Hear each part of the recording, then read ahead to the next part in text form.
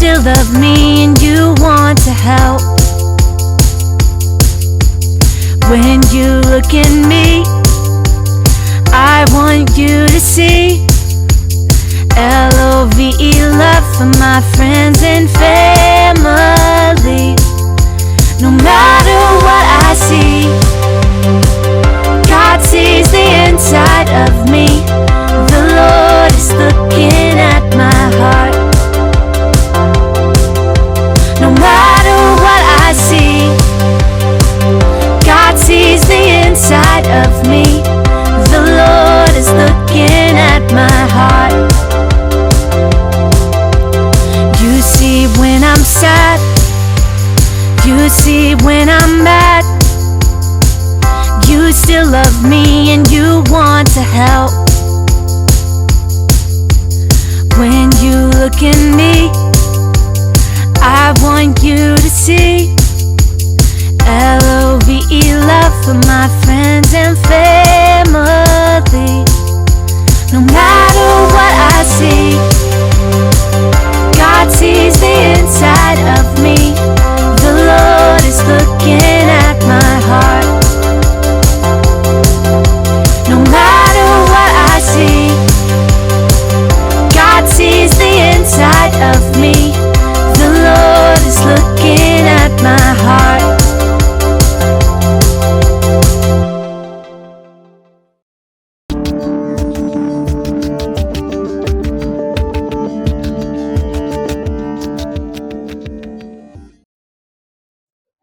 Shalom kids, apa kabar? Dan gimana liburannya? Pasti happy kan? Miss yakin kalian semua kabarnya baik dan selalu happy ya.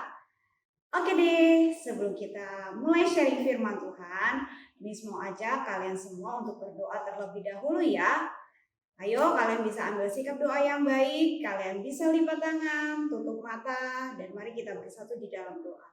Tuhan Yesus yang baik, kami mengucap syukur buat hari yang indah yang Tuhan berikan di dalam kehidupan kami. Dan pada saat ini Tuhan, kami ingin mendengarkan firman Tuhan. Berikan kami telinga seorang murid agar kami dapat mengerti dan memahami arti firman Tuhan di dalam kehidupan kami.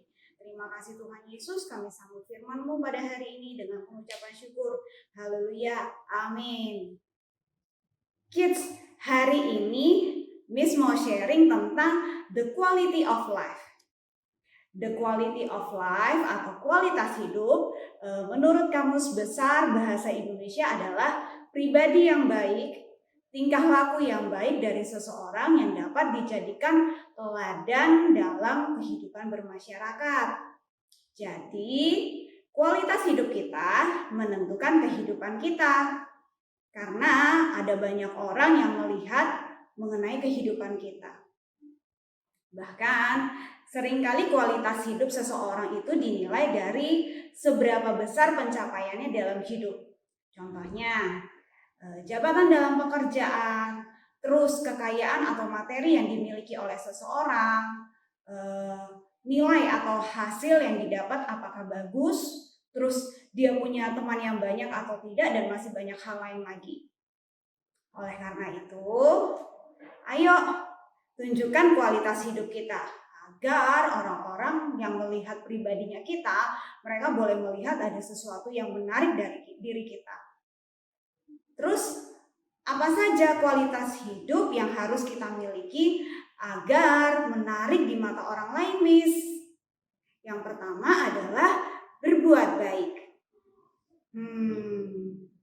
Berbuat baik dalam hal apa saja ya?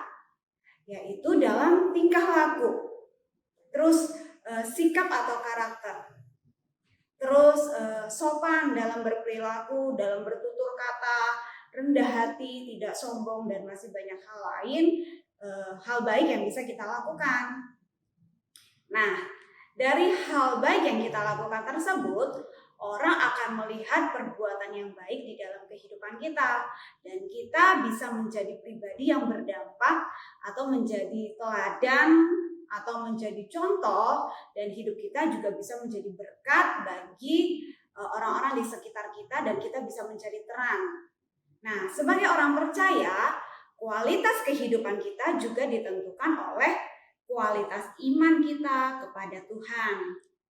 Nah, kualitas hidup tersebut dapat dilihat dari kehidupan kerohanian kita sehari-hari. Apakah kita punya hubungan yang intim atau hubungan yang sungguh-sungguh sama Tuhan. Jadi, jika kita punya kualitas iman yang intim atau kualitas iman yang sungguh-sungguh sama Tuhan, itu merupakan kunci atau rumus agar kita mencapai kualitas kehidupan yang excellent.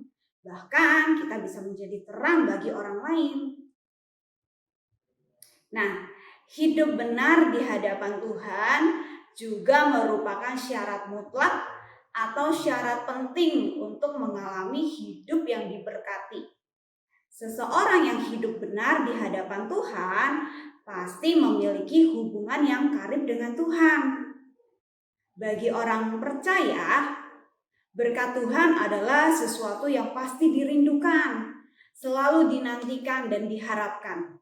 Tapi untuk mengalami semua hal itu ada kuncinya loh, yaitu hidup takut akan Tuhan dan mengikuti jalan Tuhan atau fokus kepada Tuhan. Nah, berbicara tentang kualitas hidup dan berkat bukan berarti dalam mengiring Tuhan jalannya mulus atau jalannya seperti jalan tol ya adik-adik. Atau jangan berpikir jika kita hidup bersama Tuhan, kita akan terbebas dari masalah dan persoalan. Tetapi selama kita hidup di dalam kebenaran, bergaul karib dengan Tuhan dan sungguh-sungguh dan memaksimalkan potensi atau talenta yang Tuhan berikan, pasti hidup kita akan diberkati. Terus bagaimana supaya kita bisa menjadi orang percaya yang hidupnya berkualitas, Miss? Yaitu berdoa dengan penuh keyakinan atau penuh dengan iman. Jadi kalau kita berdoanya asal-asal saja tanpa iman, maka kita nggak akan dapat melihat mujizat. Nggak ada kemenangan di dalam kehidupan kita. Dan kita juga nggak akan mengalami pemulihan di dalam kehidupan kita. Nah, sebagai pelajar, kita juga harus menyertakan Tuhan di dalam kehidupan kita. Yaitu dengan belajar yang tekun, terus berdoa, dan minta hikmat yang daripada Tuhan agar kita dimampukan untuk belajar dengan baik. Tanpa doa, hidup kita juga tidak menjadi terang atau tidak berdampak bagi orang-orang di sekitar kita. Oleh karena itu, jadikan doa sebagai nafas hidupnya kita agar kita bisa mempunyai hubungan yang baik dengan Tuhan ya adik-adik. Nah, sore hari ini Miss mau ajak kalian belajar dari kisah kehidupannya Salomo. Ada sesuatu hal yang menarik loh dari ceritanya Salomo. Kalian pada mau tahu nggak? Oke, Miss kasih tahu ya. Yang pertama, Salomo mempunyai hikmat yang luar biasa. Karena hikmat yang dimiliki oleh Salomo itu membuat Ratu Sheba penasaran dengan pribadinya Salomo. Sehingga Ratu Sheba menanyakan banyak teka-teki pada Salomo. Tetapi karena hikmat yang dimiliki oleh Salomo membuat ia bisa menjawab semua teka-teki yang diberikan oleh Ratu Sheba tersebut. Dan Ratu Sheba pun mengakui hikmat yang dimiliki oleh Salomo. Karena hikmat yang dimiliki oleh Salomo itu berasal dari Tuhan. Terus yang kedua, Salomo mempunyai karakter atau kepribadian yang baik. Nah, jika kita memiliki sikap yang benar, sikap yang baik dalam hubungan kita dengan sesama dan hubungan kita sama Tuhan, maka hidup kita akan jadi berkat. Yang ketiga, terus adanya penyediaan dan pemeliharaan Tuhan atas hidupnya Salomo. Dalam hal ini, penyediaan dan pemeliharaan juga berbicara tentang kemakmuran dan kesehatan. Ratu Sheba melihat hidup Salomo penuh dengan penyediaan makanan. Terus hidupnya Salomo berkelimpahan dan tidak berkekurangan. Jadi selama kita hidup benar-benar fokus sama Tuhan, hidup benar-benar intim dengan Tuhan, maka pasti ada pemeliharaan Tuhan yang sempurna atas hidup kita. Dan Tuhan pasti akan mencukupkan segala kebutuhan kita. Berikutnya, Ratu Sheba melihat adanya etika atau sopan santun di dalam kehidupannya Salomo. Nah, berbicara tentang etika atau sopan santun, apakah kita sudah memilikinya? Miss yakin kalian pasti adik-adik yang sopan ya. Kalian tahu nggak sikap sopan itu apa saja? Ya, benar. Sikap sopan itu contohnya dalam berbicara. Kita tidak boleh berbicara teriak-teriak atau bentak-bentak kepada siapa saja. Terus cara kita duduk, kita juga harus sopan. Dalam hal berpakaian juga harus sopan, jangan sembrono atau sembarangan ya. Apabila kita punya etika dan sopan santun, maka kita akan menjadi contoh atau menjadi teladan bagi orang-orang di sekitar kita. Terus berikutnya, Ratu Sheba melihat Salomo mempunyai kemurahan hati. Kebaikan atau kemurahan hati yang kita miliki harus kita lakukan terus-menerus. Jangan ada kata stop ya, tetapi teruslah berbuat baik. Dan yang terakhir, Ratu Sheba melihat adanya penyembahan atau ibadah yang dilakukan oleh Salomo. Kenapa ya penyembahan atau ibadah itu malah poinnya yang terakhir, Miss? Harusnya kan penyembahan atau ibadah itu poinnya selalu ada di depan. Jadi gini adik-adik, hal yang pertama-tama dilihat oleh orang dari kehidupan kita adalah hikmat. Terus karakter atau kepribadian kita. Terus attitude kita atau sikap kita. Terus juga orang melihat berkat yang kita miliki. Apa kita orang yang sukses atau orang yang biasa-biasa saja. Makanya ibadah atau penyembahan itu menjadi poin yang terakhir bagi orang-orang. Oleh karena itu, ayo kita sama-sama belajar untuk mengupgrade atau meningkatkan kualitas hidup kita. Jangan jadi orang yang biasa-biasa saja. Tapi mari kita sama-sama lebih fokus, lebih sungguh-sungguh dan lebih setia kepada Tuhan. Karena manusia hanya melihat apa yang di depan mata, tetapi Tuhan melihat hidup kita. Apakah kualitas hidup kita menjadi teladan, menjadi contoh, dan menjadi berkat buat orang lain? Oke deh, sampai di sini sharing firman Tuhan kita hari ini. Dan untuk ayat hafalan minggu ini diambil dari Matius 5 ayat 16a. Demikianlah hendaknya terangmu bercahaya di depan orang, supaya mereka melihat perbuatanmu yang baik dan memuliakan Bapamu yang di surga. Miss ulang sekali lagi ya. Matius 5 ayat 16a. Demikianlah hendaknya terangmu bercahaya di depan orang, supaya mereka melihat perbuatanmu yang baik dan memuliakan Bapamu yang di surga. Gimana adik-adik? Bisa kan untuk menghafalnya?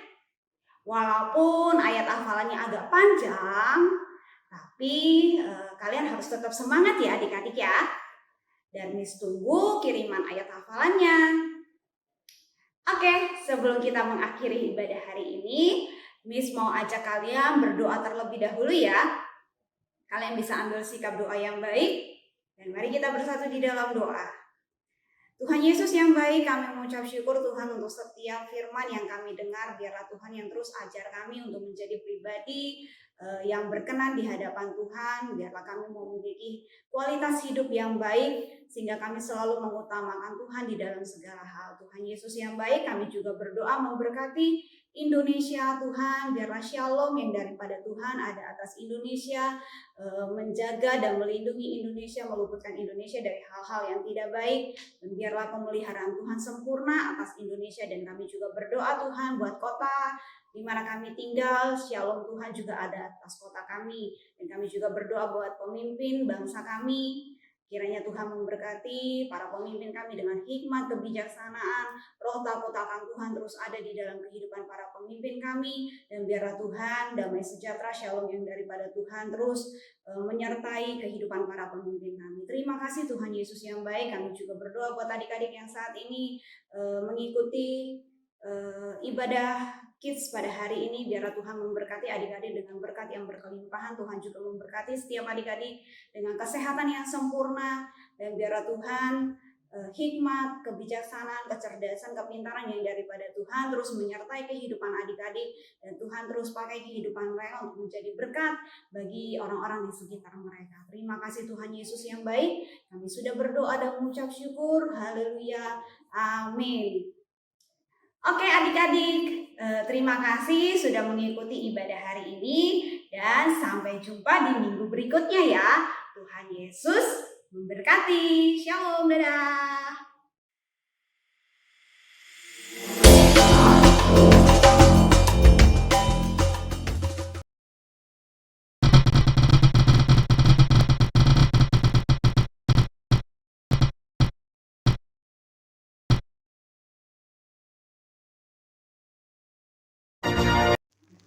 Amsal 1 ayat 7a. Takut akan Tuhan adalah permulaan pengetahuan. Point for fun. Bagaimana cara untuk mendapatkan poin?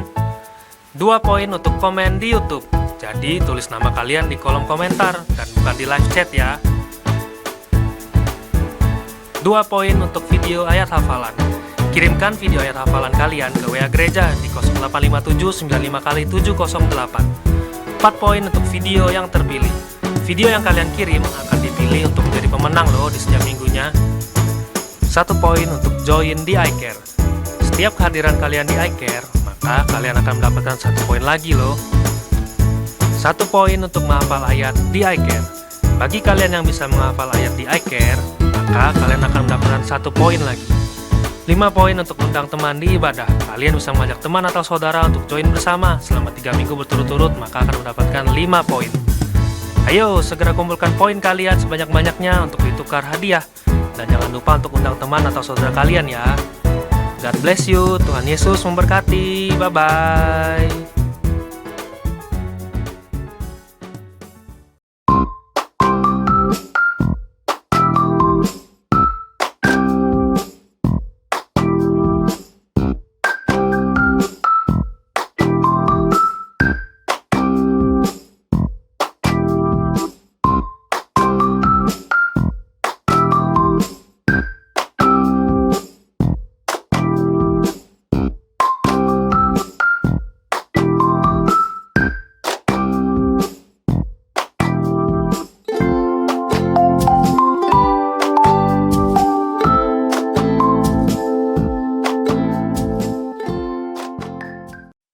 Thank you.